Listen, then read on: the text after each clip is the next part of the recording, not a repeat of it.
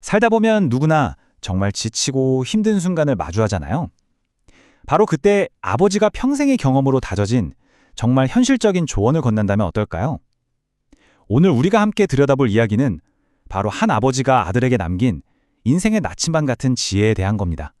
모든 건 바로 아들의 이 한마디에서 시작됐어요. 아빠, 나랑 놀자. 한국에 돌아가면 못 놀잖아. 단순하지만 정말 강력한 이 요청이 이 이야기의 핵심을 그대로 꿰뚫고 있죠. 늘 바빴던 의사 아빠는 아들의 이 말을 듣고 문득 깨달은 거예요. 아, 언젠가는 내가 아들 곁에서 놀아주지 못할 날이 오겠구나. 바로 이 순간의 깨달음이 아버지가 아들에게 평생의 조언을 남겨야겠다고 결심하게 된 계기가 된 거죠. 혹시라도 내가 없을 때 이 글이 아들을 위한 안내서가 되어주길 바라는 마음으로요. 아버지는 인생을 꼭대기가 보이지 않는 아주 험준한 산을 오르는 것에 비유해요. 그래서 아들에게 남긴 조언은 이렇게 하면 성공한다 하는 그런 지도가 아니에요.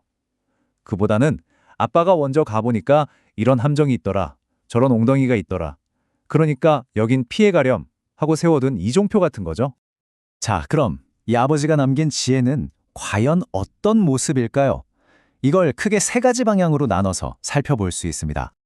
이 조언들은 마치 인생이라는 긴 여정에서 길을 잃지 않게 도와주는 나침반 같아요. 첫 번째 방향은 바로 내면을 향한 시선이고요.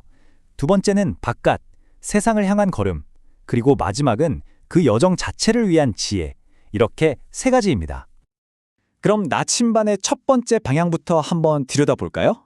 바로 내 안의 힘, 내면의 힘을 기르는 지혜입니다. 아버지는 먼저 경고해요. 인간의 감정이라는 게 정말 변덕스러워서 하루에도 몇 번씩 너를 뛴다고요. 그러니까 핵심은 이거예요. 감정의 노예가 되지 마라. 감정을 잘 다스려서 항상 약간 기분 좋은 상태를 유지하려고 노력하라는 거죠. 여기서 정말 재밌고 아주 실용적인 조언이 하나 나와요. 뭐냐면 진짜 중요한 것에 집중하고 싶으면 나머지는 싹 다 단순하게 만들라는 겁니다. 실제로 이 아버지는 10년 동안 똑같은 셔츠에 똑같은 재킷, 넥타이, 구두만 신었대요. 왜냐? 이런 사소한 결정에 쓰는 정신적 에너지를 아껴서 정말 중요한 일에 쏟아붓고 싶었던 거죠. 자, 이제 나침반을 바깥 세상으로 한번 돌려보죠. 세상과 다른 사람들을 대할 때 필요한 아주 현실적이고 때로는 좀 냉소적으로 들릴 수도 있는 지혜입니다. 우리 어릴 때부터 이런 말 많이 듣고 자랐잖아요. 세상은 네가 노력한 만큼 보상해 줄 거야. 근데 아버지가 직접 겪어본 세상은 글쎄요, 좀 달랐던 모양입니다. 아버지가 말하는 냉정한 진실은 이겁니다. 세상은 노력한 만큼 돌려주지 않는다. 인생은 마치 시계추처럼 올라갈 때가 있으면 내려올 때도 있는 법이다. 그러니까 잘 나갈 때 자만하지도 말고 힘들 때 너무 절망하지도 말라는 뜻이겠죠. 그리고 이건 최고의 처세술이라고 말하는데요. 바로 평범하게 보이는 것입니다. 사람들은 본능적으로 자기랑 다른 사람을 싫어하는 경향이 있대요. 그게 자기보다 잘났든 못났든 말이죠. 그러니까 괜히 자기 능력을 다 드러내서 공격의 표적이 되지 말고 그냥 주변에 섞여드는 게 현명하다는 조언입니다. 아버지는 또 당신의 소중한 시간과 마음의 평화를 위해서라면 무슨 수를 써서라도 피해야 할 두 부류의 사람이 있다고 딱 잘라 말합니다. 첫째, 잃을 게 없는 사람. 왜냐?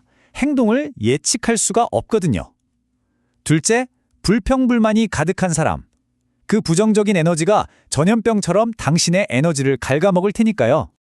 이제 나침반이 가리키는 마지막 방향입니다. 인생이라는 이 긴 여정 자체를 위한 지혜들이죠. 아버지는 경제의 큰 판을 읽는 법도 알려줘요. 자, 먼저 세계 경제의 기준이 되는 미국 연준과 달러가 어떻게 흘러가는지 알아야 합니다. 다음으로 우리 경제에 바로 영향을 주는 중국 자본이 어디로 움직이는지 봐야 하고요. 그리고 미중 무역 전쟁 속에서 한국의 위치가 어떤지 냉정하게 파악해야 합니다. 마지막으로 정치는 결국 돈의 흐름을 바꾸는 게임이라는 것. 그래서 정권에 따라 파트너가 어떻게 바뀌는지 알아야 한다는 겁니다. 여기서 아주 중요한 통찰이 나와요. 성공과 실패는 사실 동전의 양면과 같다는 거예요. 오늘의 실패가 내일 성공의 디딤돌이 될 수 있다는 거죠. 중요한 건 하나의 사건으로 다 끝났다고 생각하지 않는 것. 인생은 훨씬 더 큰 과정의 일부라는 걸 기억하는 겁니다. 그리고 이건 진짜 직장 생활을 위한 최고의 자기보호 기술이에요. 하기 싫은 일을 억지로 해야 할 때가 있잖아요. 그럴 때 왜 그 일을 할 수밖에 없었는지 그 논리적인 근거를 꼭 문서로 남겨두라는 겁니다. 이게 나중에 닥쳐올지도 모를 비난이나 책임 추궁으로부터 당신을 지켜줄 최고의 방패가 될 거라는 거죠. 자, 이제 결론으로 가보겠습니다. 이 모든 조언을 통해 아버지가 궁극적으로 전하고 싶었던 메시지는 뭘까요? 바로 내 길은 네가 만들어 가라는 것이었습니다. 아버지는 계속 강조해요. 이건 그냥 아빠의 조언일 뿐이다. 결국 네 인생의 길은 네가 직접 만들어 가야 한다. 이 지혜는 그러니까 무조건 이렇게 해 하는 규칙이 아니라 아들이 자신만의 빛을 따라 자신만의 길을 가는데 조금이나마 도움이 되기를 바라는 그런 사랑의 선불이었던 셈이죠. 그렇다면 이 아버지가 아들에게 심어주고 싶었던 딱 하나의 궁극적인 관점, 그건 과연 무엇이었을까요? 이 마지막 문장은 이제 실용적인 조언을 넘어서죠. 이건 우주 속에서 나라는 존재를 어떻게 바라봐야 하는지에 대한 아주 심오하고 철학적인 관점입니다. 네가 공간과 시간 속에 머무른 것이 아니다. 공간과 시간이 너에게 머무른 것이다. 바로 당신이 이 세상의 중심이라는 그런 뜻 아니었을까요?